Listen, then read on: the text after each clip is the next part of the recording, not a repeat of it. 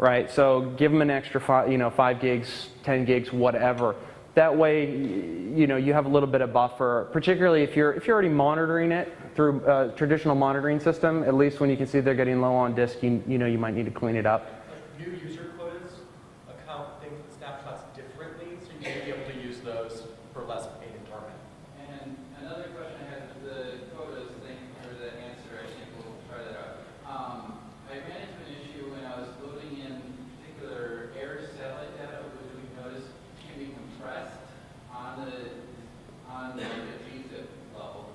But if you put it on a ZFS partition and it's in the user space, which is quoted up, and it's supposedly compressing on the file system, the user gets no advantage of the file system compressing at all. It's completely disappeared and it becomes part of the big pool that is in the ZFS. So is there any way passing that compression, that advantage that the user is given of giving compressible data to the ZFS down to the user? Email that me. Can you email me on that one and tell me what release you're using? Okay. And I can look into exactly what that's going on. In a number of cases, we've used compression, and it does get passed directly on to our users. It does go all the way down, even past the quotas? Meaning that the amount of disk that is counted against our quota is the actual compressed data. The amount of physical disk that's against the quota, not the... The amount of physical disk, yes. Yeah, no. So, tell me what release you're on, and specific trash. Don't run that one. In fact, like it wasn't really made clear earlier, but like ZFS dedupe was just added to the code base. It was just put back like 2 days ago. So what that means is that if you go to OpenSolaris.org and you try and download the latest code, right? It's not going to be there. You actually have to pull it directly out of Mercurial, because it hasn't hit the 2-week build cutoff in order to be added. So wait 2 weeks and you can download that. Go ahead. So I was actually going to ask about data dedupe. I've been toying around with the idea of ZFS for my mail server, and what I was hoping was being able to use the built-in data dedupe for free, so I don't have to worry about going to a third-party vendor. Yeah. Nobody saying go to you. Yeah, exactly. Yeah. Cheap is good. Oh, sure. How well would it be able to interact, like say for instance, on attachments? I have idiot users. They send the same 35 megabyte attachment to everybody. And how well would the data dedupe be able to actually detect? Have you done any benchmarking, anything like that?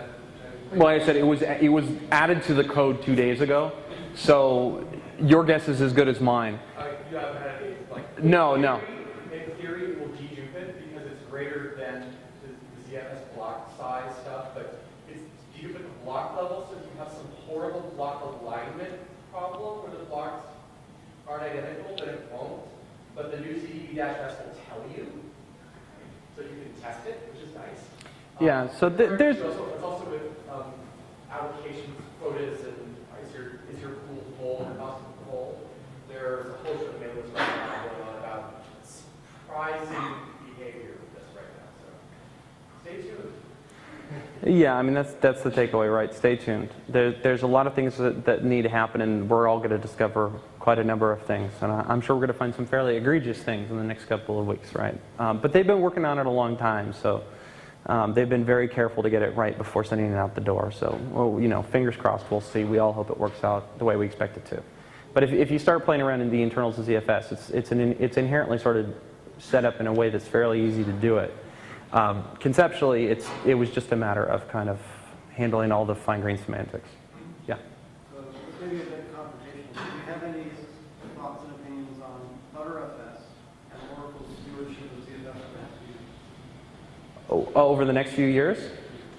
I think they're going to drop ButterFS like a bad habit. Well, I mean, look, the Linux guys are very enthusiastic, and that's good. They should be. Somebody should be, right? But they've kind of come along with some very kind of audacious claims that they can best ZFS in 6 months of development. ZFS development's been going on a long time. And we all can attest, I mean, I will freely admit, it's still gonna be a couple of years before it really hits that sort of like hardcore stability we really want, right? We're still gonna be finding things in it. It takes a lot of time for a complex system to get right.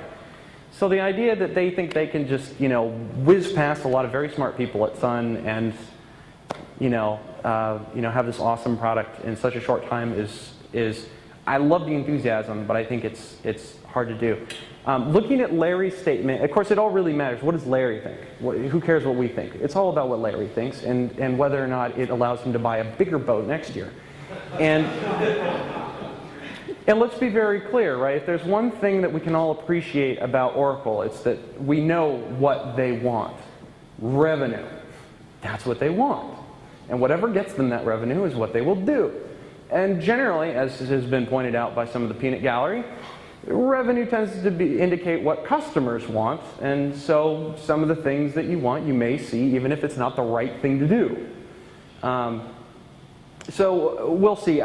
He's made it very clear that he loves Solaris.